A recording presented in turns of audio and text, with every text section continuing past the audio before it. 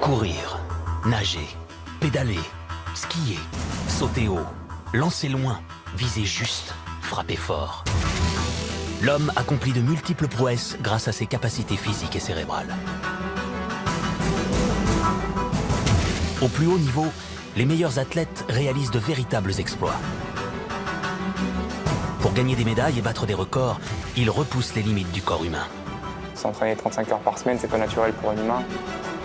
Depuis les premières compétitions, la science cherche à comprendre pourquoi certains hommes et certaines femmes sont plus forts et plus endurants que le commun des mortels. Un athlète de haut niveau, il est hors norme. On a un patrimoine génétique qui, à la base, nous prédestine quand même à être un bon sportif de haut niveau ou à ne pas l'être. Aujourd'hui, des chercheurs en physiologie et en biomécanique, des généticiens et des neuroscientifiques veulent percer les mystères de la performance humaine sur tous les terrains de jeu.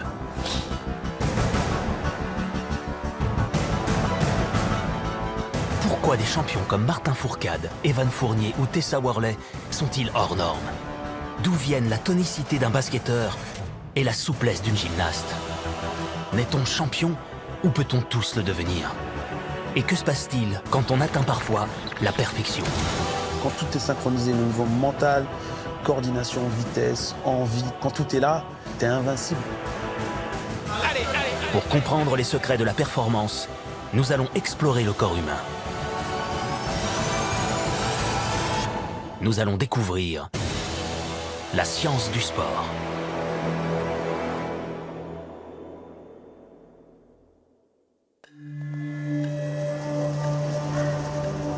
Moins de 10 secondes pour un 100 mètres. À peine plus de 2 heures pour un marathon. Dévaler une piste à plus de 100 km/h. Dans toutes les disciplines, les plus grandes performances paraissent inaccessibles pour le commun des mortels. Pour autant, chaque semaine, des millions de sportifs amateurs enfilent leur tenue pour pratiquer leur activité favorite. On compte par exemple de plus en plus d'adeptes de la course à pied. La mode de la course à pied actuellement vient du fait qu'on a besoin de s'éprouver pour savoir qu'on existe. Et une façon de savoir ce qu'on vaut vraiment, c'est très simple. C'est de mesurer une distance, un chrono, de faire une performance physique. Pour monsieur et madame tout le monde, l'objectif est de prendre du plaisir, d'évacuer le stress ou de brûler des calories. Mais certains essaient aussi de repousser leurs limites et parfois de devenir des champions.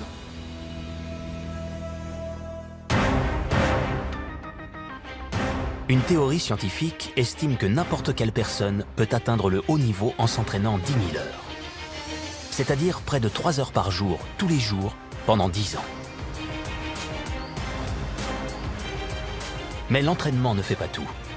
Si l'on regarde de plus près le corps des champions, certains sportifs semblent nés pour gagner des médailles. Le premier facteur qui entre en jeu et qui prédispose à la performance, c'est la morphologie.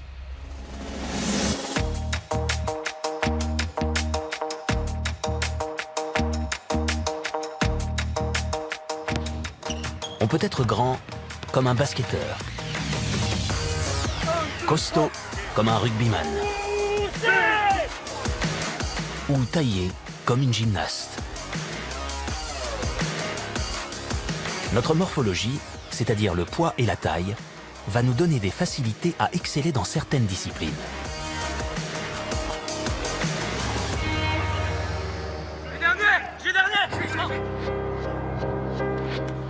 Tous les sports collectifs maintenant cherchent à recruter le plus tôt possible les adolescents qui vont être grands et costauds. Dès lors que vous êtes dans un sport où il y a contact, c'est un avantage d'être grand et costaud. En natation, sur le départ, en étant plus grand, vous gagnez forcément un petit peu plus de centimètres dès le départ. Comme vous êtes plus lourd, vous arrivez avec une vitesse supérieure dans l'eau. Et sur 50 mètres, effectivement, ces grands segments et ce poids vont permettre d'aller plus vite. Un nageur avec un grand tronc, de longs bras et de grandes mains développera une puissance de propulsion plus importante. Prenons le meilleur nageur de vitesse du monde, l'Américain Michael Phelps. Il mesure 1,93 m pour 88 kg, mais surtout, il possède une envergure de 2,01 m quand il déploie ses bras.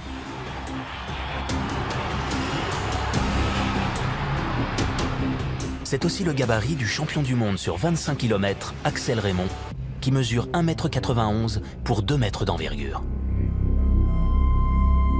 Cette grande taille lui donne un avantage indéniable. Allez, là le 150, faut rien lâcher. Hein. Ses bras fonctionnent comme d'immenses nageoires. Résultat, il donne seulement une quinzaine de coups de bras sur une longueur de 25 mètres, quand un nageur moyen et plus petit en fera environ le double. S'il faut des grands bras dans l'eau, sur la piste d'athlétisme, il est préférable d'avoir de grandes jambes, afin de pouvoir allonger la foulée. Sprinter notamment demande de grandes enjambées avec des appuis ultra rapides. Pendant longtemps, on était sur le modèle du bulldog, c'est-à-dire les sprinteurs américains, très musclés, plutôt petits. Et c'est vrai que d'être capable de développer une puissance importante, c'est quelque chose qui est plutôt positif, en particulier dans la phase d'accélération, sur les 20 premiers mètres. Et puis, on a beaucoup théorisé par rapport à ça. Et puis, il y a Usain Bolt qui arrive. L'homme le plus rapide du monde, le Jamaïcain Usain Bolt, mesure 1,96 m, soit environ 10 cm de plus que ses concurrents. Cette grande taille donne à Bolt un départ légèrement moins explosif. Mais il accélère et va plus vite en pointe, puis conserve plus longtemps sa vitesse sur la fin de course. À plein régime, sa foulée est d'environ 2,80 m, soit 10 cm de plus que ses adversaires, ce qui lui permet de réaliser moins d'appui. Pour quelqu'un comme lui, arriver à courir à sa vitesse, il développe des amplitudes phénoménales, mais il a aussi des membres qu'il va falloir mobiliser, qui sont plus lourds que les vôtres ou que les miens. Il va falloir aussi qu'il atteigne des fréquences gestuelles élevées. Et en fait, il allie amplitude de foulée et fréquences gestuelles élevées avec un gabarit hors norme. Même si l'on est rapide, être trop grand peut aussi être un désavantage dans une autre forme de sprint, le 110 m/h. Dans cette discipline, les athlètes doivent franchir 10 obstacles de 1,06 m. C'est la grande spécialité de Ladji Doucouré, champion du monde en 2005 et finaliste olympique en 2008 à Pékin. On donne beaucoup plus d'avantages à des personnes qui ont le bassin très haut, qui ont des grandes jambes. Quand le bassin est déjà au-dessus de la barrière, c'est beaucoup plus facile, l'impulsion sera différente. Entre deux haies, les coureurs réalisent précisément 4 appuis dans un espace d'environ 9 mètres.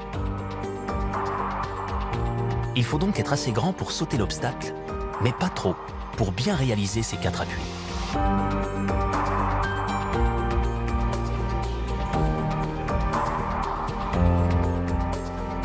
Au basket, quelques centimètres de plus peuvent faire la différence. Une étude a calculé qu'en moyenne, les meilleurs marqueurs du championnat américain n'étaient pas les plus grands sur le terrain, mais mesuraient autour de 2,01 m. C'est pas ta taille qui va t'empêcher d'être fort. Tu peux faire 2,18 m, mais être complètement pâteau, pas savoir courir, pas savoir se déplacer, bah là, t'as aucune chance. Il y a beaucoup de bons joueurs qui sont petits et qui ont fait une carrière incroyable. Certains sports sont tout de même plus adaptés aux petits gabarits.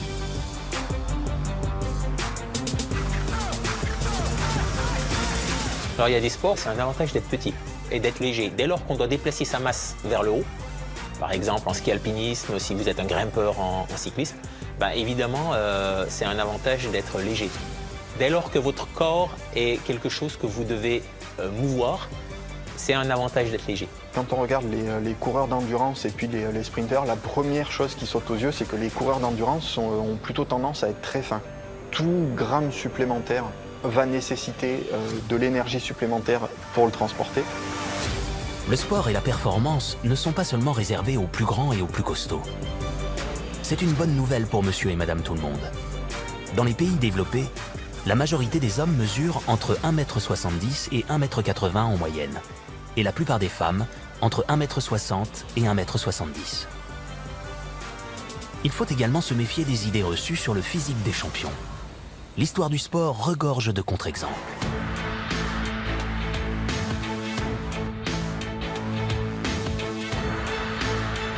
Sur les skis, on pense souvent que les meilleurs sont les plus grands et les plus lourds.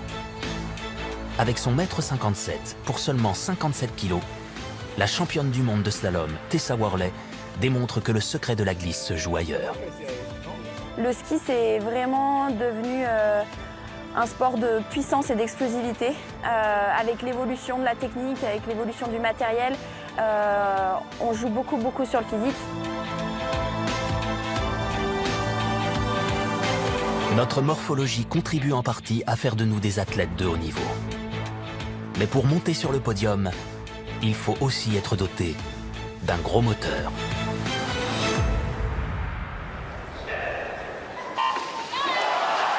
Chaque discipline sportive demande des efforts totalement différents. Du 50 mètres en natation qui dure une vingtaine de secondes jusqu'aux 1500 mètres qui dure un peu plus de 15 minutes et voire même sur les épreuves d'eau libre qui durent de 1 à 5 heures, là on n'est pas du tout sur la même demande énergétique. Pour faire tous ces efforts, l'organisme va utiliser différentes sources pour produire de l'énergie, à l'image d'une technologie hybride. Pour bouger, le corps a besoin d'un carburant spécial. Ce sont des molécules d'ATP. Un premier stock d'ATP est immédiatement disponible pour les efforts courts et intenses. C'est une réserve d'énergie très puissante, mais qui s'épuise rapidement, un peu comme la batterie d'un véhicule électrique. Quand les efforts durent plus de 3 minutes, l'organisme doit produire de nouvelles molécules d'ATP pour recharger ses batteries. Le métabolisme active alors une sorte de moteur thermique où l'oxygène va transformer les sucres et les graisses de notre corps en ATP. Cette façon de fabriquer de l'ATP grâce à l'oxygène est quasiment inépuisable.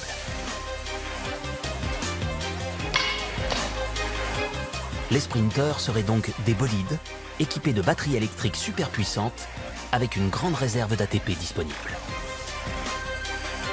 Mais pour répéter les efforts, comme dans les sports d'endurance, il faut avoir ce que les sportifs appellent un gros moteur. Un gros moteur permet de pouvoir consommer beaucoup d'oxygène. Il y en a qui sont capables d'amener beaucoup plus d'oxygène que d'autres au niveau musculaire. Et grâce à cette arrivée, de produire beaucoup plus d'énergie, donc d'aller beaucoup plus vite. Pour mesurer si les athlètes ont un gros moteur à oxygène, les scientifiques utilisent un étalon, c'est la VO2. Le masque. Chacun d'entre nous peut évaluer la taille de son moteur énergétique grâce à un test d'effort. On va commencer à une vitesse très basse. Pendant cet exercice sur tapis, les scientifiques surveillent les paramètres cardiaques et mesurent avec un masque la consommation d'oxygène de chacun d'entre nous. C'est la fameuse VO2.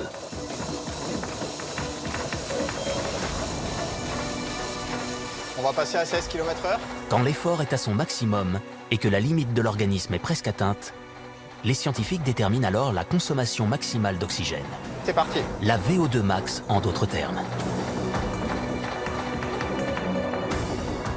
Les molécules d'oxygène que nous inspirons arrivent dans les poumons, puis sont transportées par le sang jusqu'aux muscles grâce à des petites cellules d'hémoglobine. La taille des poumons, la quantité d'hémoglobine et la circulation sanguine déterminent le volume d'oxygène maximum transporté vers les muscles et donc notre endurance. Allez, on baisse.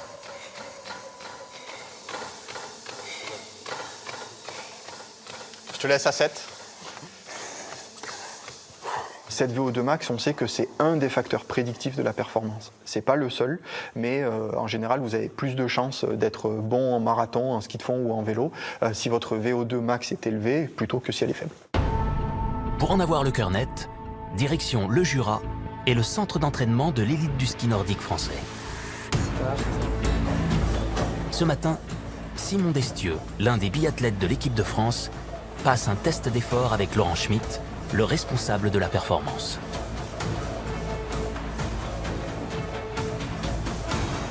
Les athlètes de niveau international comme lui se fatiguent beaucoup moins vite que les sportifs occasionnels. 30 secondes. En fait, c'est des turbodiesels en gros. C'est-à-dire qu'ils sont capables d'aller très vite en s'économisant énormément. Allez, 202. Allez, c'est bon, allez. Le test devient ultra intense.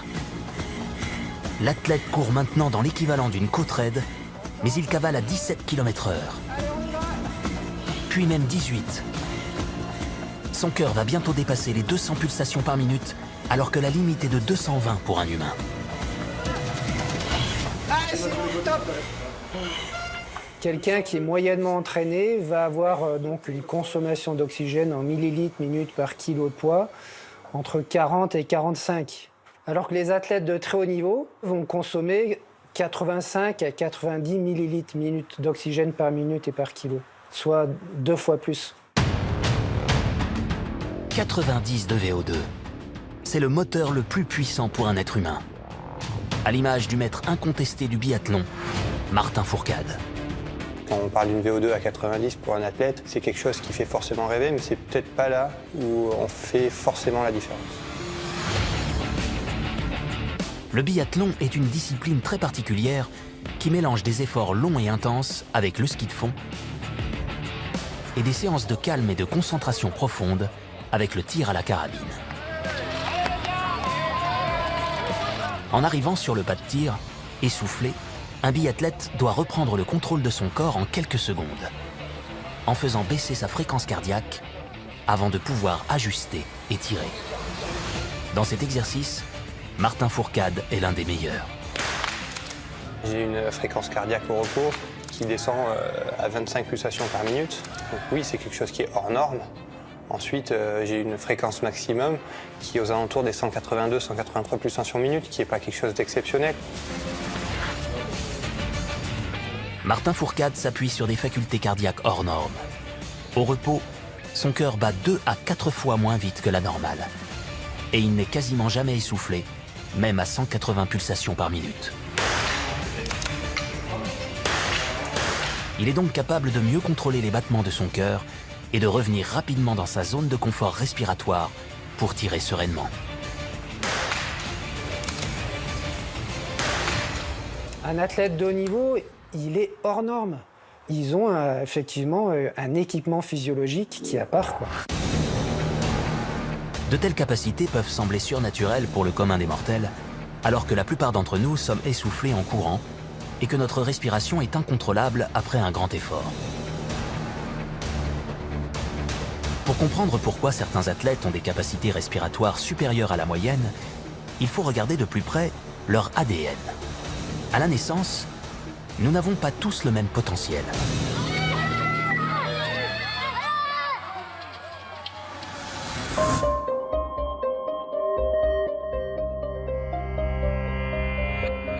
Certains scientifiques pensent que les exploits de champions comme Martin Fourcade reposent sur des caractéristiques génétiques rares.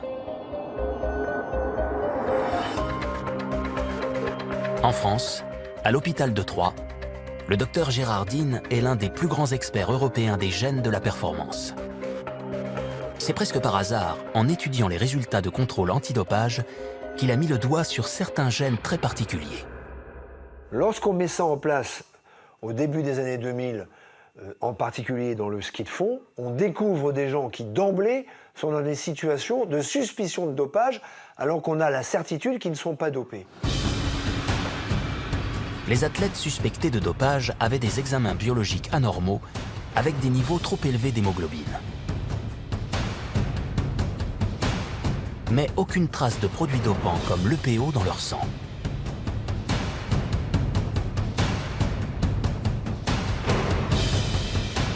Les chercheurs sont donc allés explorer du côté de l'ADN et ils ont découvert que ces résultats sanguins étaient bien naturels et liés à un gène particulier appelé HFE. Certains athlètes expriment ce niveau d'hémoglobine très élevé parce qu'ils ont cet équipement génétique. Donc ils n'ont pas triché, ils se sont pas dopés, simplement ils sont hauts en hémoglobine parce qu'ils ont ce gène. Le gène HFE, identifié par les scientifiques, contrôle le niveau de fer dans notre organisme. Plus la quantité de fer est importante, plus nous produisons des globules rouges et plus notre VO2 est élevé.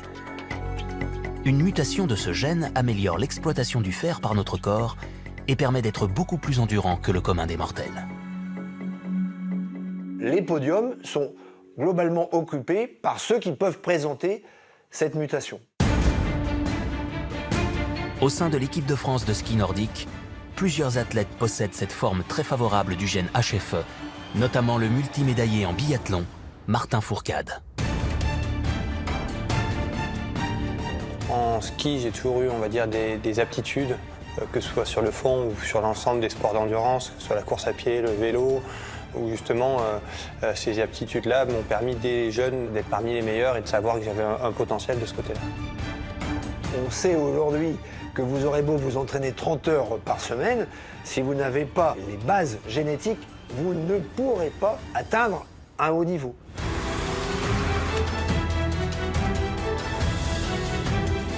Avoir le gène de l'endurance semble indispensable pour devenir un champion.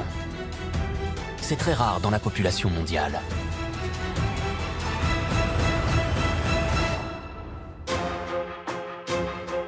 Mais ne nous décourageons pas. Quelles que soient nos capacités de départ, chacun d'entre nous peut devenir plus endurant.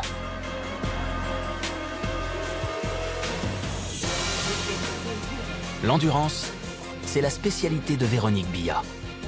Cette ancienne sportive de haut niveau est désormais scientifique et entraîneuse. Ce matin, elle équipe 2 coureurs amateurs, un père et sa fille, pour une expérience de terrain. Philippe, 50 ans, une vingtaine de marathons à son actif. Marie, 17 ans, pratique le running depuis seulement 2 ans.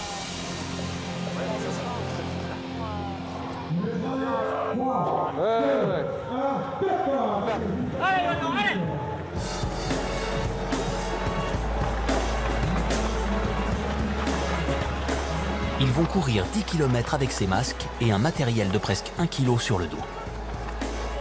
Véronique Billat va enregistrer tous leurs paramètres cardiaques et respiratoires. Malgré sa jeunesse et son potentiel, la jeune femme est gênée par le matériel et elle a bien du mal à tenir le rythme. Son père semble beaucoup plus à l'aise et l'attend régulièrement.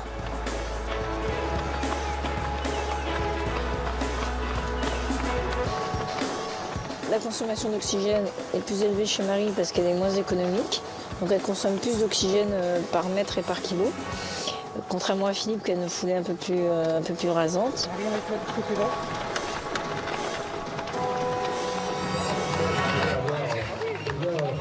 Le père est plus endurant que sa fille grâce à son expérience de la course à pied. Mais rien n'est perdu pour elle. Grâce à son jeune âge, elle peut encore progresser.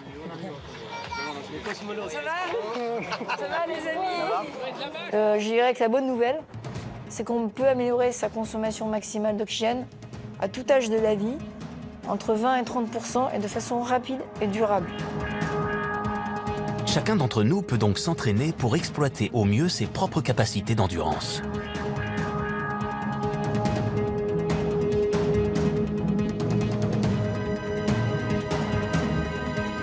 L'idéal est de commencer au plus jeune âge. Mais l'endurance repose aussi sur l'expérience. Ce qui explique que certains athlètes sont performants à 30 ans et plus dans des disciplines comme le marathon. Dans les sports qui demandent surtout de l'explosivité et de la vitesse, les plus grandes performances s'effectuent en général plus jeunes, entre 18 et 28 ans, au moment où le corps produit le plus d'énergie. Le sport, c'est un mécanisme assez simple. Vous transformez en mouvement de l'énergie chimique, donc vous avez de l'énergie que vous allez consommer, et vous avez de l'énergie que vous allez produire. Et cette énergie produite, c'est de l'énergie mécanique, c'est une puissance mécanique. Par rapport à monsieur et madame tout le monde, les grands champions sont équipés d'un plus gros moteur, ce qui leur donne un surplus d'énergie. Mais pour battre des records, ils ont aussi besoin de leurs muscles.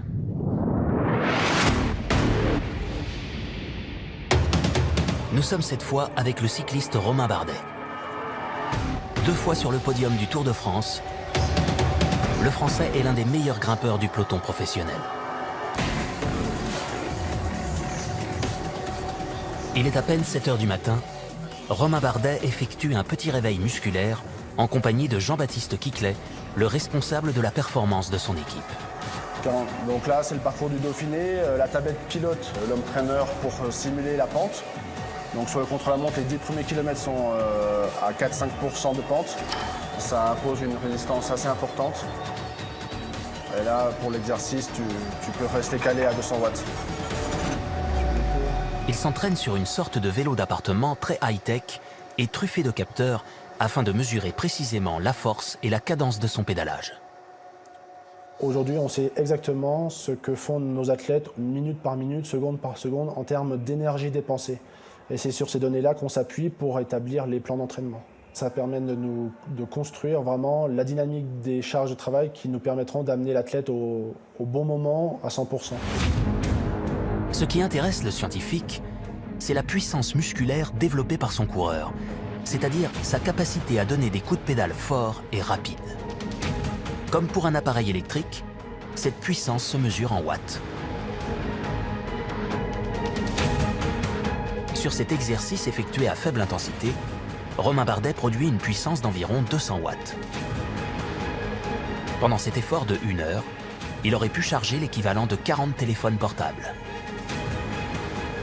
Dans la montée d'un col qui dure une vingtaine de minutes, le grimpeur français peut produire plus de 450 watts, soit de quoi recharger 90 téléphones portables. Sur piste, sur 15 à 20 secondes, les sprinteurs enregistrent des puissances de 2000 watts et au-delà, ce qui permettrait de charger 400 téléphones portables. Un profil comme Romain, un profil endurant, plutôt grimpeur de long col, sa qualité, c'est de produire une puissance plutôt modérée, mais par contre sur très longtemps. Un cycliste moyen, en fait, il peut développer sur 1 seconde 1500 watts et sur 1 heure 300 watts. Le but, c'est de développer la puissance maximum sur 20 ou 30 minutes avec le moins de poids possible, parce que voilà, je ne vous apprends rien, la gravité nous attire vers le bas de la montagne, et pour se hisser, il faut avoir le moins de poids possible à monter en haut, tout en ayant la meilleure puissance pour être le plus efficient possible. Avec son 1,85 m pour seulement 65 kg, Romain Bardet reste puissant sur une longue durée grâce à la force de ses cuisses.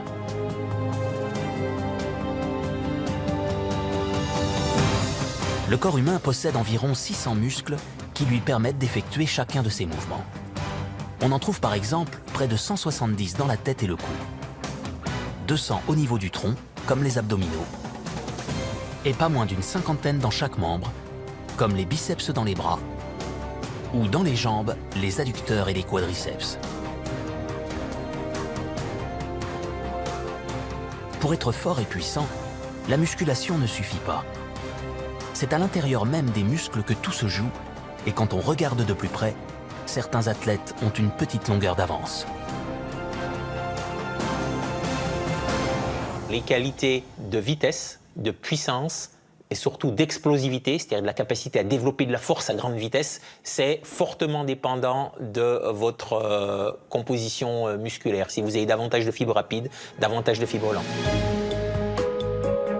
Un muscle est composé de millions de petits filaments rassemblés en fibres, capables de se rétracter et de s'allonger selon le mouvement effectué. Certaines fibres sont dites rapides, car elles peuvent se contracter très fortement, mais sur une courte durée. D'autres fibres sont plus lentes et peuvent tenir un effort moins puissant, mais sur une longue durée. Alors un sprinter, il va avoir peut-être 60% de fibres rapides au niveau des muscles de la cuisse, alors qu'un coureur d'endurance, il va avoir 80% de fibres lentes. Si Usain Bolt, par exemple, est capable de bouger ses grandes jambes aussi rapidement, c'est en partie grâce à la composition de ses muscles en fibres rapides. Chez la plupart des êtres humains, les muscles sont composés pour moitié de fibres rapides et pour moitié de fibres lentes. Mais il y a aussi quelques variations. En 3 à 6 mois, les exercices de musculation permettent de réaliser des gains de force de 25 à 100%. Mais on ne pourra pas transformer la composition initiale de nos muscles et certaines personnes disposent naturellement du bon dosage en fibres musculaires. Si vous n'avez pas les bonnes fibres musculaires, vous ne serez jamais un très bon sprinter. Vous avez beau avoir le meilleur coach et ainsi de suite, jamais vous courez en moins de 12 secondes aux 100 mètres. Les chercheurs ont identifié une trentaine de gènes qui auraient une influence directe sur les propriétés de nos muscles. Une étude australienne a montré que le gène appelé ACTN3 détermine par exemple notre aptitude à courir vite grâce à son action sur la contraction musculaire. On l'appelle le gène de la vitesse et la majorité de la population mondiale le possède. Mais c'est une question de dosage. Il y aurait une plus grande proportion d'ACTN3 chez les hommes et les femmes les plus rapides du monde, en particulier chez de nombreux sprinteurs jamaïcains. Il y a une proportion importante de ce gène en fonction des origines géographiques et non pas des couleurs de peau. Comme en plus depuis une vingtaine d'années, au niveau de la Jamaïque, c'est un moyen de promotion sociale, il y a un recrutement des meilleurs qui disposent effectivement probablement du meilleur potentiel génétique. Les sprinteurs jamaïcains possèdent la bonne formule génétique pour courir vite, mais ce ne sont pas les seuls. Nos gènes déterminent les capacités de vitesse et ils jouent aussi un rôle très important sur notre faculté à rebondir sur le sol.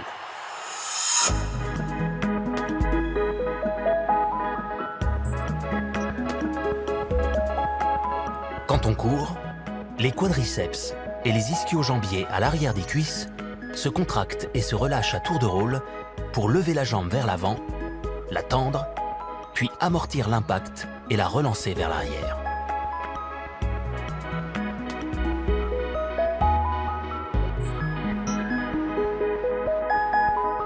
Que ce soit le saut de haie ou le sprint, à chaque impact, au moment où on doit amortir le choc et repartir, il faut savoir s'aider de cette force-là pour repartir et se relancer.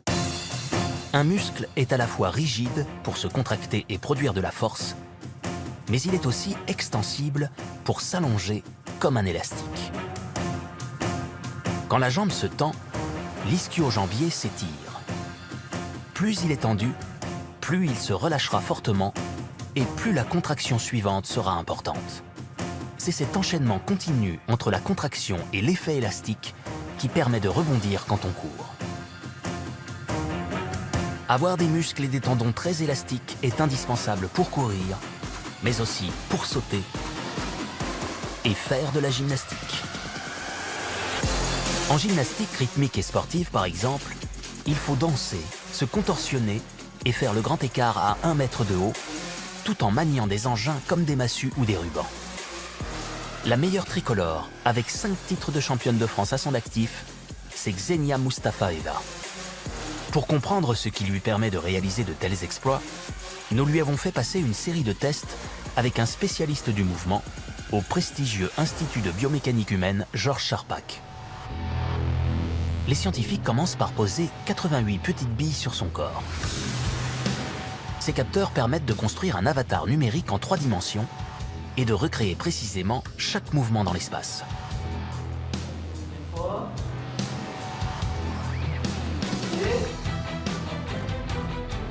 La championne passe ensuite sous les rayons X. Ce scanner très innovant effectue 2 radiographies de la tête aux pieds afin de reconstruire un squelette en 3 dimensions. À partir de l'avatar enregistré, les chercheurs ont développé un logiciel qui donne vie au squelette afin d'analyser en détail chacun des mouvements. Sur un grand écart en suspension ou un pivot, la Française ouvre ses jambes à plus de 180 degrés. Quand on a regardé les roues que proposait Xenia en marche avant ou en marche arrière, on se rend compte qu'elle a une amplitude articulaire qui est peut-être 5 fois supérieure à celle de quelqu'un qu'on rencontrerait dans la rue. De nature, j'étais pas souple et quand j'étais petite, beaucoup de grands écarts, je restais entre 2 chaises 5 minutes sans toucher par terre. Les larmes, tout ça, je suis passée par là et maintenant, après, c'est acquis en quelque sorte. Après, il faut entretenir parce que je pense pas que je puisse aller plus loin. Et voilà, j'ai acquis une certaine souplesse que j'entretiens maintenant. Xenia Mustafaeva est 5 fois plus souple que la moyenne grâce à un entraînement intense, plus de 6 heures par jour. Mais c'est aussi en raison de certaines prédispositions génétiques. Cette gymnaste a d'abord pour elle d'être une femme. Les femmes sont plus souples par nature grâce à leur bassin qui est plus large que celui des hommes, mais aussi grâce à des hormones typiquement féminines, les œstrogènes, qui rendent les tendons plus extensibles. Le problème, c'est que quand on est souple, en fait, c'est pas quelque chose qui est très efficace pour faire des sauts. Cette gymnaste effectue pourtant des sauts très aériens. Au sol, des petites plaques ont mesuré qu'elle prenait des impulsions hors normes.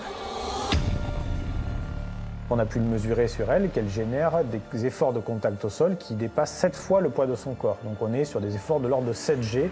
On se rend compte qu'elle génère un niveau d'action au sol qui peut être considérable, lié au fait qu'elle est capable de raidir finalement tout son système musculaire pour réagir comme un ressort et être extrêmement efficace dans ses phases de propulsion. Alors, je vais te demander de mettre ton pied à 90 degrés, mais en étant le plus relâché possible, d'accord ? Tu peux rester dans cette position ? Si les impulsions de Xenia Mustafaeva s'approchent de l'accélération d'un avion de chasse, c'est grâce à ses tendons, tout particulièrement ceux qui relient les mollets aux talons, les tendons d'Achille. Donc le tendon, c'est la structure qu'on voit ici. Pour sauter, le tendon d'Achille se contracte et se comprime comme un ressort au moment de l'impulsion pour se relâcher et permettre de décoller du sol.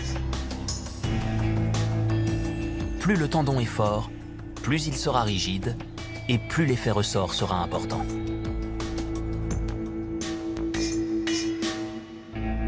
Une échographie pratiquée sur Xenia Mustafaeva montre que ses tendons d'Achille sont hors du commun. Ils ne sont pas seulement souples, ils peuvent aussi se transformer en de puissants ressorts pour lui permettre de faire des sauts en grand écart. Le secret de cette gymnaste est donc d'avoir des tendons hybrides. C'est le résultat de ses nombreuses heures d'entraînement combinées à ses prédispositions corporelles et musculaires. Ses tendons se sont progressivement adaptés aux efforts qu'elle réalise.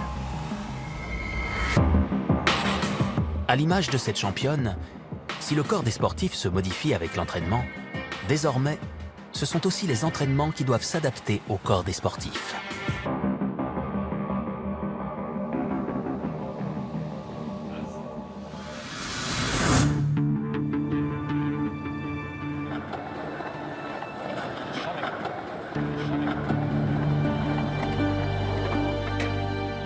Sur la côte californienne, dans le centre-ville de Santa Barbara, ce discret bâtiment abrite un lieu mythique prisé par les meilleurs athlètes américains.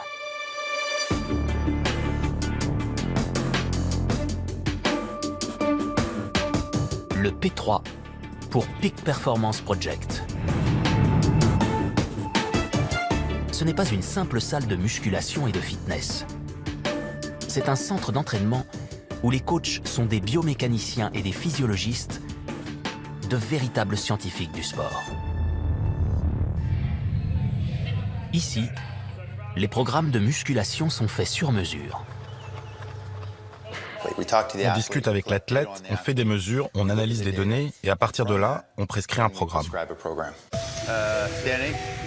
Le fondateur du P3, Marcus Elliott, a rendez-vous avec l'un des meilleurs défenseurs du championnat de basket américain, Rudy Gobert. Sur le papier, le pivot français de l'équipe des Utah Jazz a des mensurations qui le prédestinaient à jouer au basket. Avec une taille de 2,16 m et une envergure de bras de 2,35 m ou des mains de 25 cm, il n'a quasiment pas besoin de sauter pour atteindre le panier.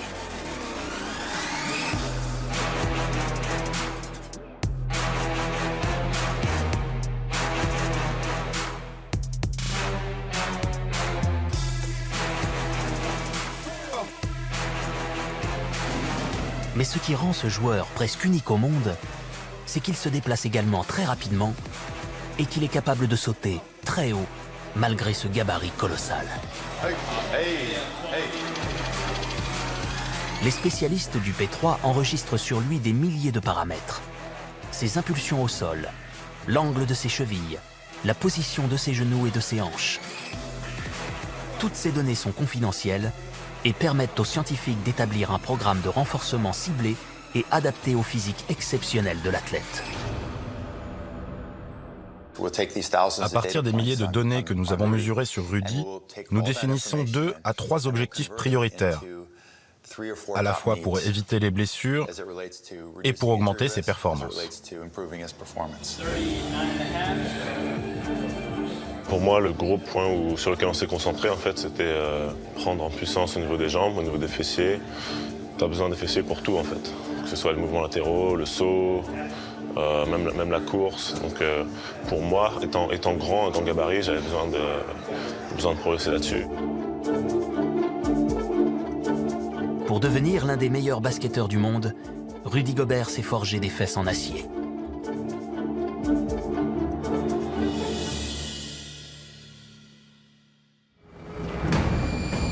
Le muscle du fessier est le plus volumineux et le plus puissant du corps. Il permet à la fois de sauter, de stabiliser le haut et le bas du corps et de bien se réceptionner. Grâce à son fessier très entraîné, Rudy Gobert décolle à 83 cm du sol, c'est-à-dire au moins 2 fois plus haut que la plupart d'entre nous, alors qu'il pèse tout de même 117 kg.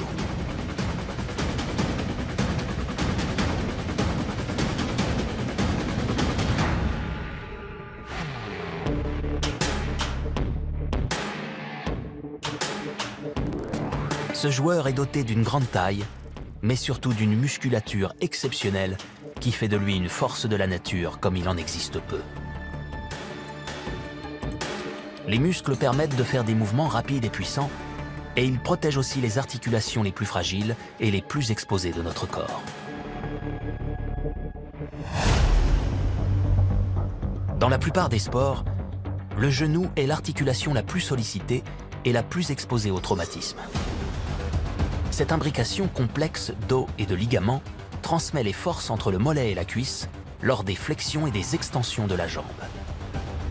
Plusieurs ligaments sur les côtés et à l'intérieur permettent de joindre les os entre eux et d'assurer la stabilité de l'ensemble. Ils amortissent les chocs et empêchent les torsions et les rotations. Mais ils peuvent aussi se rompre.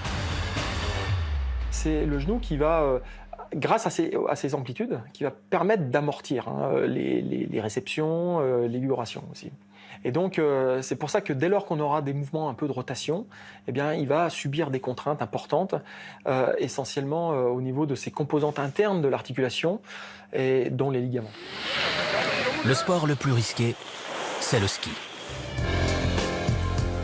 À plus de 100 km/h dans un virage, le genou est comprimé par différentes pressions et subit une force de plus de 4 fois le poids du corps.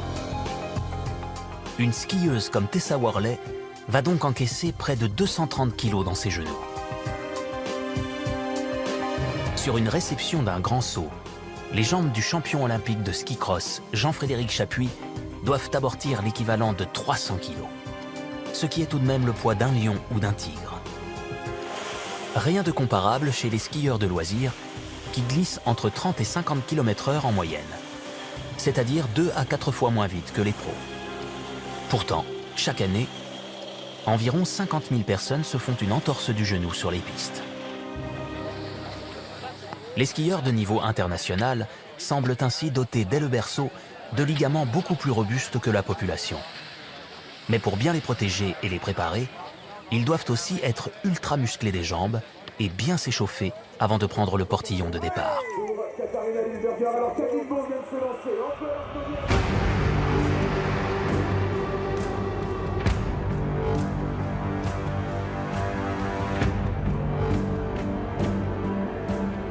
Le ski alpin, c'est quand même un sport très technique. C'est physique, mais c'est très technique. Donc on peut avoir un physique de mutant, mais si on n'a pas la technique, je vois pas comment on pourrait gagner non plus. Si les grands athlètes arrivent à courir plus vite, à sauter plus haut ou à skier sans se blesser, ils le doivent d'abord à des qualités musculaires innées qu'ils ont su faire fructifier par des entraînements de plus en plus ciblés. Mais pour devenir un champion, la technique est primordiale. Le sportif est sans arrêt en quête du geste parfait.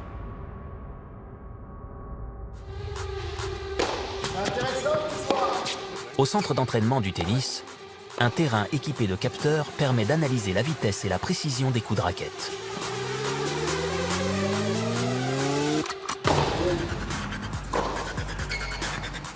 Revers, 79% dans la zone. Très bien, 130 km/h en moyenne, on est au-dessus des 120 km/h attendus. Ce jeune professionnel frappe des coups à plus de 100 km/h tout en plaçant près de 3 balles sur 4 à l'intérieur du terrain. Cette précision fait toute la différence avec un tennisman du dimanche. Aujourd'hui, avec les avancées technologiques, On a aussi des indications sur les vitesses de balles qui sont générées en situation de match. Par exemple, sur une opposition Nadal-Djokovic, la vitesse des coups de fond de cours pour Nadal était à 97 km/h et pour Djokovic, un peu plus de 100 km/h. Donc il s'agit d'une moyenne. Alors cette moyenne, autour de ça, on sait qu'il y a des coups qui vont aller à 140-150 km/h et puis d'autres qui vont être à 70-80. Ok, récupère là. Coup suivant, tu gardes cet esprit-là. Équilibre, engagement vers l'avant, on garde ça sur le coup suivant, ok? Par rapport à un pro, un amateur est souvent mal positionné, trop près ou trop loin de la balle, et il ne relâche pas ses épaules lors de la frappe. Résultat, son geste est moins ample et moins précis.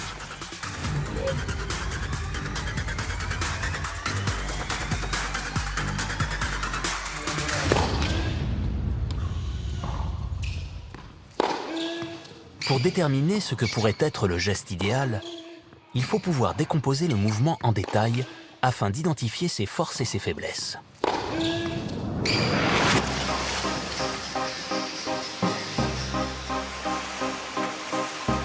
Les meilleurs espoirs de la natation française s'entraînent à l'INSEP avec des petits boîtiers insérés sous le bonnet ou accrochés dans le dos afin de mesurer des paramètres de nage comme le nombre de coups de bras, leur force et la propulsion qui en résulte. Cette propulsion sur chaque cycle de bras varie énormément. Sur un coup de bras, on peut être très fort et sur celui d'après, on ne l'est pas. Et donc là, ça pose question en termes de rendement, en termes d'efficacité. Et donc l'idée va quand même être d'être le plus efficace possible sur chaque coup de bras. Donc Laurine, 23 coups de bras, tempo 1,09, distance par cycle 1,46.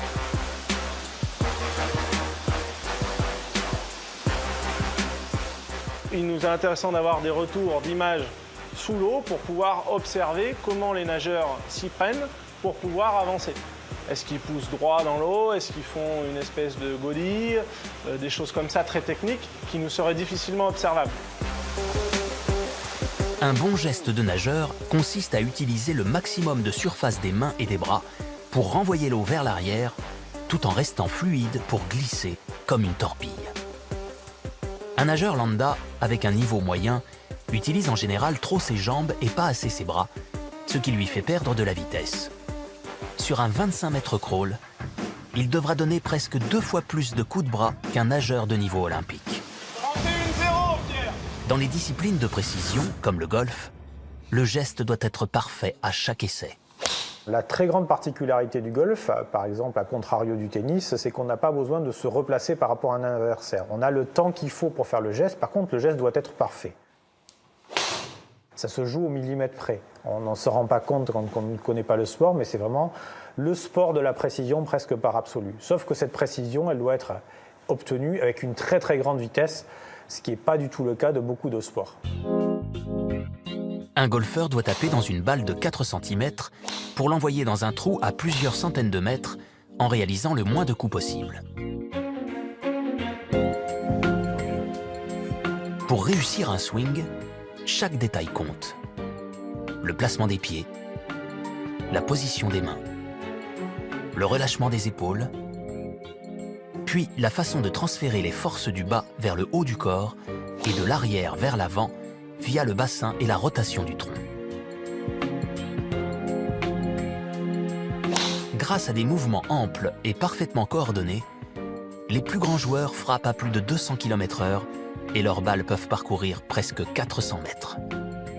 Mais chez un golfeur amateur, le geste est moins précis et moins relâché. La vitesse de swing est comprise entre 110 et 150 km/h maximum et la balle ne dépassera pas 250 mètres. Savoir taper juste et fort nécessite une grande maîtrise corporelle en golf, en tennis, mais aussi sur un ring de boxe. C'est un sport qui est très technique. Et ça, faut en pratiquer un petit peu pour s'en rendre compte. Parce que c'est pas juste des coups de poing qu'on donne. Il faut engager, utiliser l'orteil gauche, le pied, le mouvement de la hanche, les épaules. Pour être efficace et être propre, il faut que le boxeur puisse vraiment être capable de maîtriser tous ces éléments-là. Il faut que tu passes devant. On va pas chercher trop loin avec les jambes. La jambe, on va pas à droite, prends pas d'élan avant de partir, ça part tout seul, directement. Pour John Dovey, l'un des entraîneurs qui a conduit les boxeurs français vers de nombreux succès aux Jeux Olympiques, chaque geste est important. Vous avez vu l'exemple qu'on m'a donné tout à l'heure, quand ça part de là, c'est 1, 2. Avant de partir, on fait pas ça, on n'ouvre pas. Et là, c'est 1, 2. Hein, le plus efficace possible. Quand on part de ça part de la garde pour aller à la cible directement. Allez, pas ouvrir là. Boum, boum, je pénètre bien dedans, donnez la bonne direction à votre coup. Pour mesurer la force d'un coup de poing, Daniel Dinu, chercheur à l'INSEP, analyse actuellement les mouvements des boxeurs de l'équipe de France. Voilà, parfait. Ces petits boîtiers n'ont l'air de rien.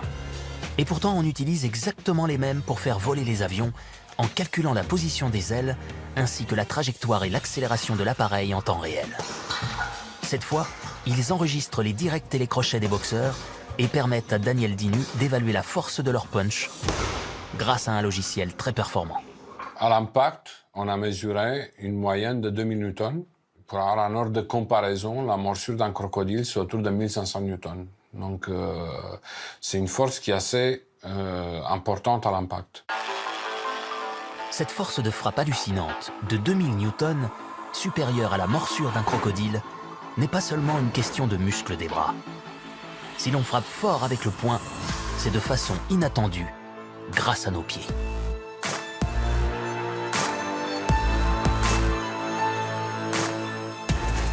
Un boxeur amateur, par exemple, aura tendance à jeter son corps en avant et bien souvent commettra l'erreur de soulever l'un de ses pieds. Or, avec un appui de moins au sol, on perd entre 30 et 70% de sa puissance de frappe. La finalité de la boxe, c'est de mettre hors de combat son adversaire. Et on recherche constamment cette notion d'efficacité.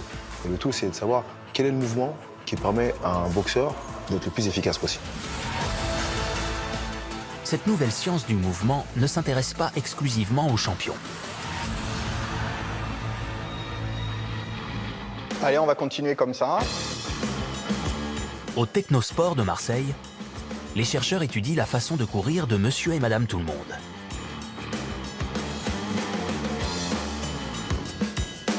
Le moment où le pied touche le sol est crucial pour réussir une course.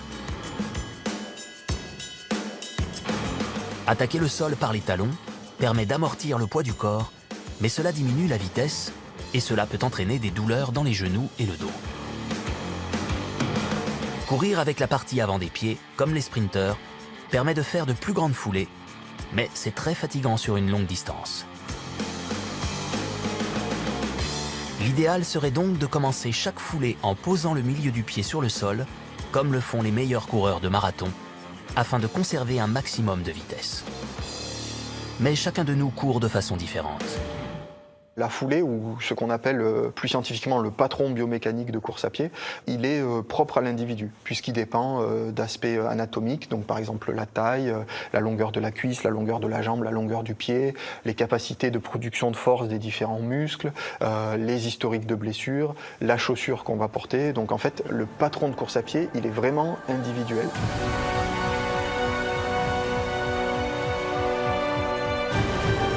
Bien se placer, coordonner ses gestes, réussir le mouvement efficace.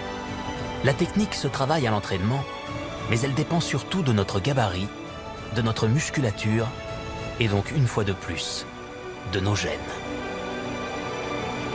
Là encore, Monsieur et Madame Tout-le-Monde ne jouent pas dans la même catégorie que les plus grands athlètes.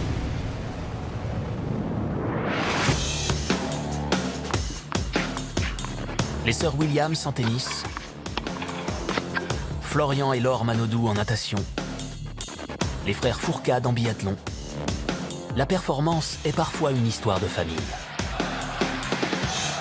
Si mon papa, mon oncle ou mon frère, ils ont été champions olympiques, ma probabilité que moi aussi je sois champion olympique, elle est presque les doubles vis-à-vis de mes concurrents qui n'ont pas un lien de famille qui a été lui aussi champion olympique. On peut bien sûr devenir un champion sans avoir une prestigieuse dynastie familiale. Mais les fils et les filles de sportifs de haut niveau, comme Evan Fournier, enfant de judoka, bénéficient de deux avantages. D'abord, ils baignent dans un environnement éducatif favorable. le basketteur de l'équipe de France a passé son enfance à l'Institut national du sport et de la performance. Ça m'a donné envie de faire du sport de haut niveau et de pouvoir devenir un jour un champion. Et ça m'a formaté, clairement. Surtout, ce fils de champion a hérité d'un patrimoine génétique propice au sport. Il n'est pas devenu judoka comme ses parents, mais s'il joue au plus haut niveau, c'est qu'il possède les bons gènes, ceux qui lui permettent d'être à la fois grand, endurant, tonique et agile.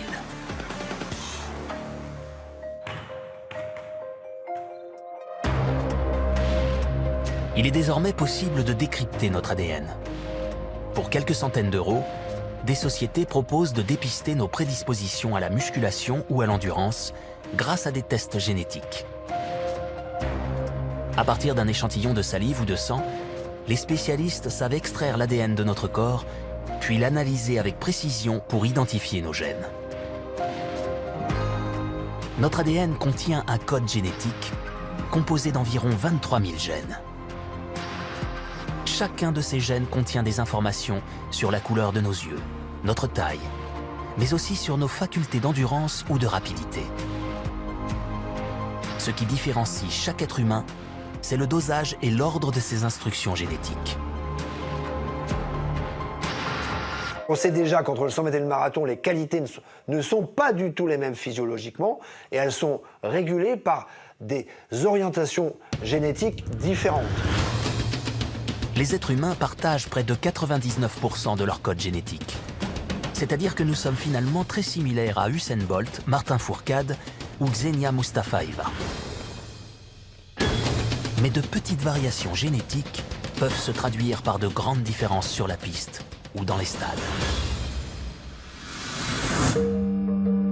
Chez les plus grands champions, les chercheurs ont découvert près de 200 gènes qui les prédestinent plus que le commun des mortels à la performance. On a des gènes qui sont impliqués dans la production d'énergie immédiate, c'est-à-dire par exemple l'explosivité. On a des gènes qui sont impliqués dans la capacité de récupération. On a même des gènes qui seraient impliqués dans la fragilité des blessures musculaires, voire tendineuses. Demain, les chercheurs pourront nous dire si notre ADN renferme également des gènes expliquant le punch, la précision au tir, ou pourquoi pas, la nage papillon. Il y a une part d'inné, il ne faut pas se mentir. On a un patrimoine génétique qui, à la base, nous prédestine quand même à être un bon sportif de haut niveau ou à ne pas l'être.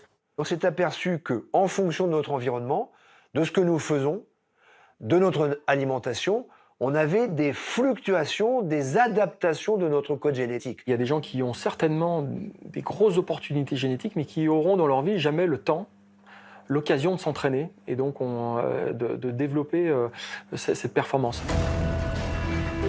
Notre patrimoine génétique est un héritage qui n'est pas figé. Il s'exprime et se transforme en fonction de l'entraînement. Pour accélérer ces transformations, il existe des méthodes un peu extrêmes que tout le monde ne pourra pas supporter.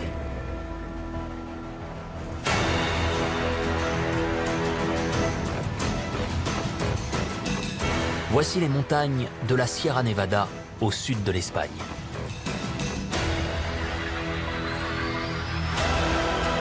Un mois avant le Tour de France, l'équipe cycliste de Romain Bardet se prépare sur les routes escarpées de la région. Au programme de ces 15 jours, des milliers de kilomètres entre 1000 et 2500 mètres d'altitude, tout en dormant dans une sorte de bunker, un centre d'entraînement à 2300 mètres. En stage en altitude, on vient chercher la difficulté. Là, on est à 2300 mètres, on dort moins bien. Je vous laisse imaginer qu'on remonte ici tous les soirs à vélo. C'est plus une heure et demie d'ascension. Donc ça crée des stress supplémentaires à l'organisme qui vont, une fois en pleine, nous permettre d'être plus efficients finalement. Le stress principal pour Romain Bardet et ses équipiers, ce n'est pas la difficulté du parcours, mais le manque d'oxygène. Plus on monte en altitude, plus la pression atmosphérique diminue et plus nous avons du mal à respirer. À 3000 mètres par exemple, nous inspirons un tiers d'oxygène en moins. Ce manque d'oxygène, c'est ce que les scientifiques appellent l'hypoxie.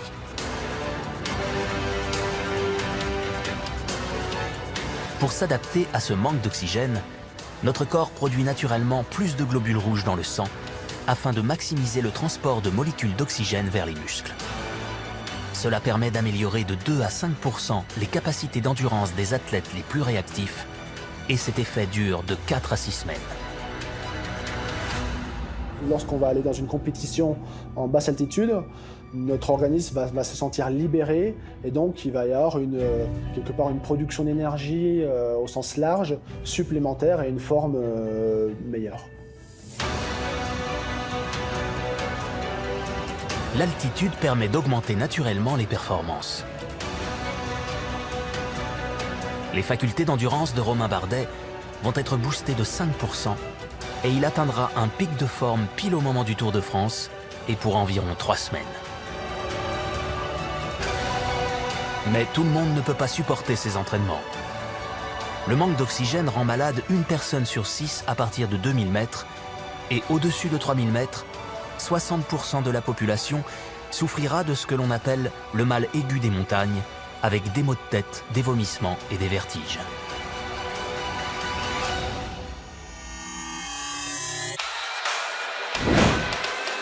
Nous ne sommes plus en montagne, mais à Paris, au Centre national d'entraînement du tennis français. Allez Hugo, allez! Dans cette salle, l'air est raréfié en oxygène par une puissante ventilation et les conditions sont les mêmes que sur un sommet enneigé à plus de 2800 mètres. Le froid en moins.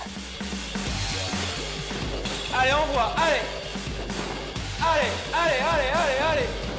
Souffle bien. Cette fois, les joueurs de tennis ne font pas de longs efforts comme les cyclistes, mais des séries de sprints sur une largeur de terrain. Allez! 5,70, c'est incroyable. Allez Hugo! Allez, allez, allez, allez, allez! 5,70. Ce jeune espoir, pourtant en grande forme physique, est exténué au bord de l'asphyxie. 5,79, très belle séance là, très bien. T'as très bien couru là. C'est bien, hein, t'as du gaz, hein. Grâce à ce type de séance régulière, son entraîneur veut améliorer sa résistance à la fatigue. En 5 séances, on a des améliorations significatives sur la capacité à performer au tennis. Ils vont plus loin dans la capacité à soutenir un effort difficile. Et surtout, ce qui est intéressant, c'est que dans ces paliers difficiles, certains ont gagné en précision. Suite à des séances en hypoxie, les joueurs sont moins fatigués pendant les matchs et donc plus lucides, ce qui leur permet de mieux placer la balle.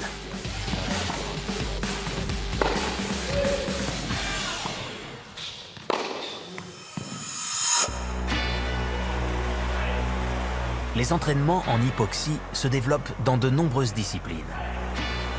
Ils permettent d'améliorer rapidement et durablement les performances des athlètes, mais le manque d'oxygène est très éprouvant pour leur organisme. Cette méthode extrême doit être encadrée et reste réservée à certains sportifs de très haut niveau. Pour devenir un champion, il ne faut pas juste transpirer. Une partie invisible de la préparation contribue tout autant à l'exploit. C'est la récupération. Et là aussi, cela peut être extrême. La récupération, c'est le nettoyage du corps, hein. L'effort physique donne des déchets. Et à partir de ce moment-là, il faut nettoyer le corps. C'est une phase de nettoyage pour que ensuite le corps puisse retravailler avec le minimum de déchets possible et soit le plus efficace possible. De façon classique, les étirements, le chaud, le froid et les massages facilitent la circulation sanguine dans les muscles et permettent ainsi de diminuer les douleurs. Aujourd'hui, le nec plus ultra pour bien récupérer, c'est la cryothérapie. La cryo, comme disent les sportifs, est un traitement par le froid, le très très froid même. Une fois protégé, le sportif entre dans un premier sas qui est à moins 60 degrés pour habituer son organisme au froid pendant 20 secondes. Puis il pénètre dans une seconde chambre où la température est cette fois à moins 110 degrés. Respire tout doucement.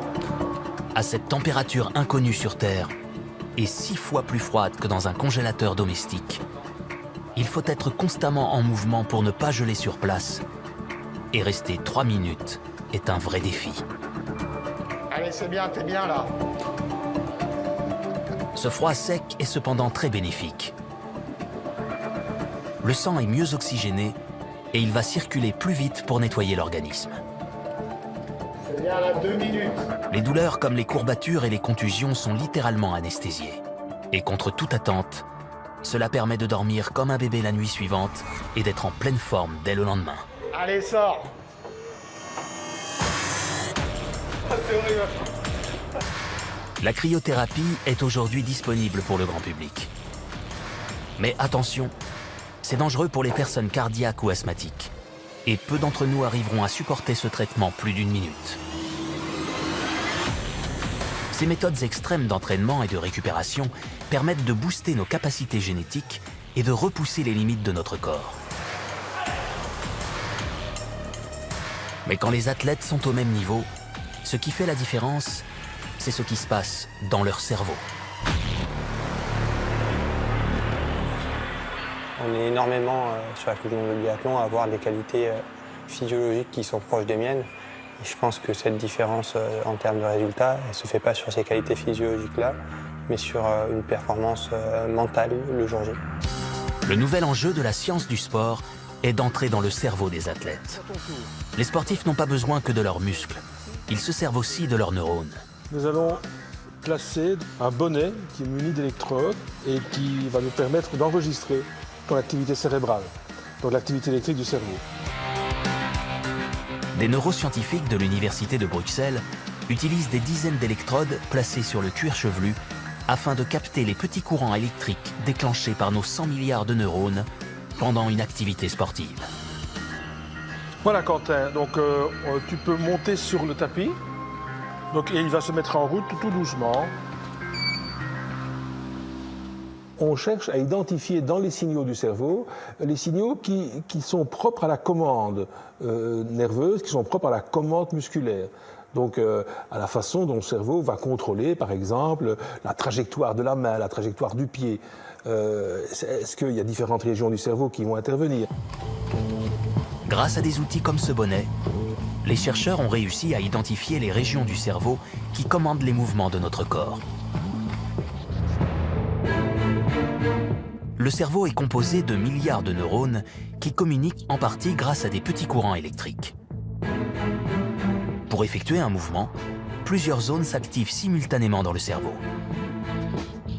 À l'arrière, les cortex visuels et sensoriels réceptionnent les informations extérieures. Plus en profondeur, des régions sont liées au plaisir ou à la douleur ressentie dans notre corps. Et à l'avant du crâne, le cortex frontal est le lieu de la concentration et de la prise de décision. Ces zones sont en discussion permanente entre elles et avec le cortex moteur au centre, tout en haut de la tête, qui donne les ordres du mouvement aux muscles à travers le système nerveux.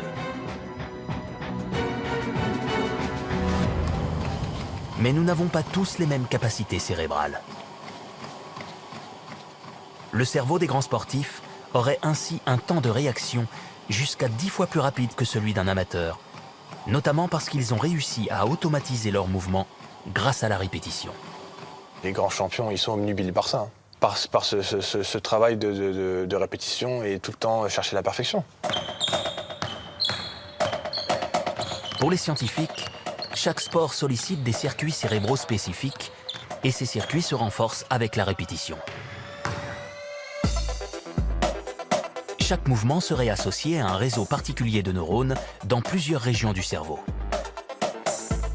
Chaque répétition d'un mouvement renforce le réseau de neurones associé à ce mouvement et renforce le chemin dans le cerveau.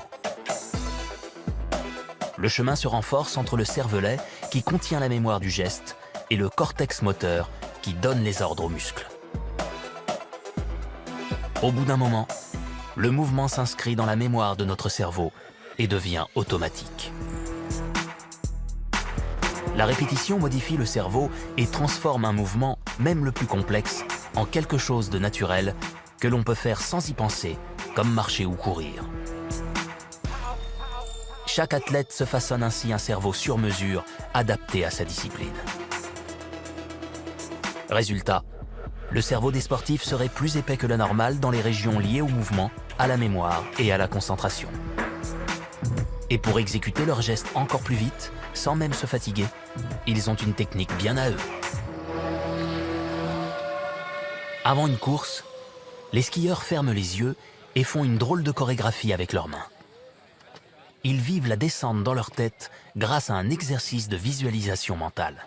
On se représente le parcours comme si on le faisait. Finalement, on se voit dans le parcours en train de skier, justement pour pouvoir mémoriser les trajectoires, prendre les bonnes décisions au bon moment et être sûr des choix qu'on va prendre pendant la course. Quand je me fais ma visualisation, je me vois, je suis dans mon corps et j'essaye vraiment à la fois de vivre plus ou moins physiquement ce que je vais vivre, c'est-à-dire que si c'est de la pente, je sais qu'il va y avoir plus de pression sur les jambes. Si c'est tournant, je sais qu'il y aura peut-être plus de pression au niveau de la sangle abdominale, plus de relâchement si c'est plat. Voilà, j'essaye vraiment de me mettre dans ma peau. Et par contre, ouais, je me visualise vraiment le tracé comme si je le faisais.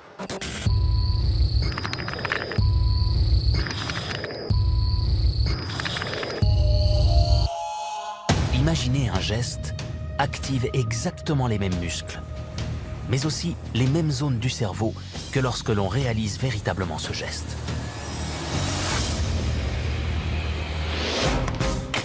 Ces techniques mentales basées sur les sensations sont utilisées dans plusieurs sports pour rendre les sportifs encore plus performants. Alors 3 ici, 3 de l'autre côté, 2 ballons. Allez, tu fermes les yeux maintenant. C'est celui-là qu'il faut que tu cherches. Voilà, tu vois? Le cerveau n'est pas un muscle, mais comme un muscle, l'entraînement le rend lui aussi plus fort. Eh, c'est pas beau ça? Quand le mouvement est répété à l'extrême, certains athlètes arrivent à entrer dans un état mental qui leur permet d'atteindre la perfection. Les sportifs appellent cet état le flow. Mais on a découvert cet état de flow qui en fait est un état mental qui nous permet de réaliser des actes moteurs complexes dans une certaine plénitude. Quand tu es sur un nuage et que tu sais que chaque tir tu vas le mettre, alors ça c'est le kiff ça. C'est ce que tout sportif recherche. Et donc tu essayes constamment de te... en fait tu travailles par rapport à ça, tu essaies tout le temps de te remettre dans cet état-là, quoi. Quand tu arrives à ce point-là, on appelle ça être l'artiste. Quand tu es l'artiste, là, ça y est, tu voles, quoi. Ce moment-là, tu l'as pas beaucoup dans ta carrière, normalement. Et là, tu as l'impression de tout contrôler. Tu contrôles même tes adversaires. Là, c'est jouissif, là. Là, c'est kiffant. Hein. Quand tu arrives à ça, tu te dis, partez, c'est pas grave, j'arrive. Une fois au championnat du monde, j'ai réussi à faire un enchaînement parfait et je suis ressentie que je voulais rentrer sur le praticable et refaire la même chose.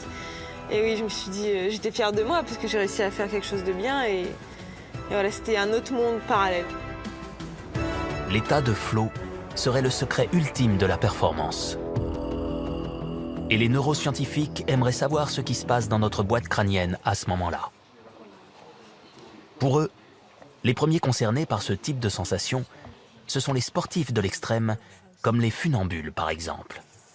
Ils sont à 30 mètres de hauteur. La difficulté, c'est de faire le premier pas. Parce que quand le premier pas est réalisé, la suite est obligée.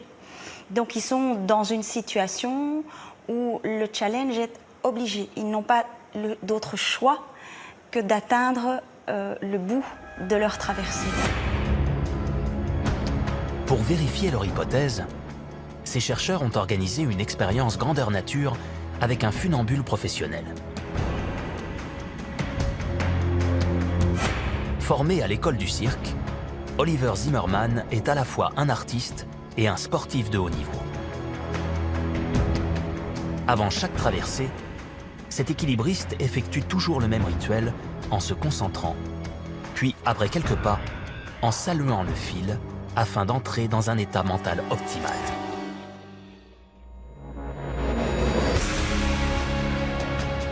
Une fois là-haut, Oliver Zimmerman est totalement serein. Il est pourtant à plus de 15 mètres de haut, avec une perche de 8 kg entre les mains, et il marche sur presque 200 mètres pendant une dizaine de minutes au-dessus du vide et en toute tranquillité.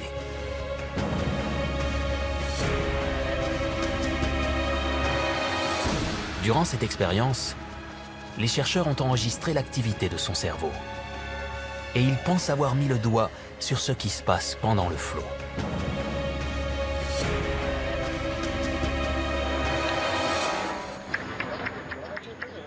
Dans le cerveau du funambule, ils ont détecté des signaux très particuliers en provenance des régions où se logent les émotions. Ils pensent que pendant les états de flot, les neurones du plaisir, qui s'activent quand on gagne ou quand on fait l'amour, prennent le contrôle des mouvements que nous avons automatisés. Pour les chercheurs belges, ces expériences vont permettre de comprendre comment générer le flow. Cela peut intéresser les sportifs, mais également chacun d'entre nous. On est dans un état d'équilibre permanent, tout le monde, entre le stress et cet état de plénitude. Voilà. Et donc nous, au quotidien, la balance, elle penche quasi en permanence du côté du stress, pour des raisons liées à des tas de facteurs. Et donc ce qu'on essaie, nous, c'est de faire pencher la balance du côté du flow. Avec toutes les recherches sur le cerveau, demain, les scientifiques seront capables d'expliquer ce qui se passe dans nos têtes quand on arrive à dépasser les limites physiques de notre corps. Ou au contraire, quand on n'exprime pas pleinement son potentiel.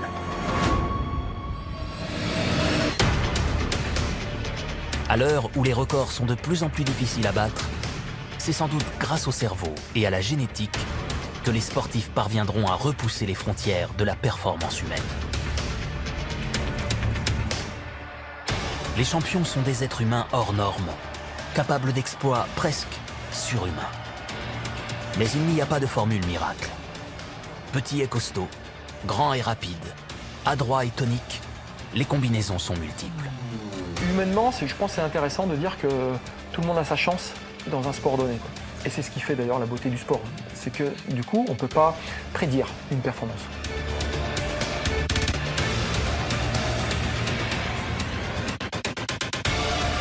L'activité physique est essentielle pour l'homme.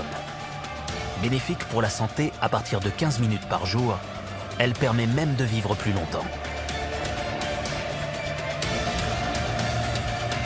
Les sportifs réguliers vivent 3 ans de plus que les non-sportifs. Et contre toute attente, les athlètes de haut niveau vivent en moyenne 6 ans de plus que la population générale. Sans faire de nous des champions, le sport nous rend plus forts et plus endurants au quotidien.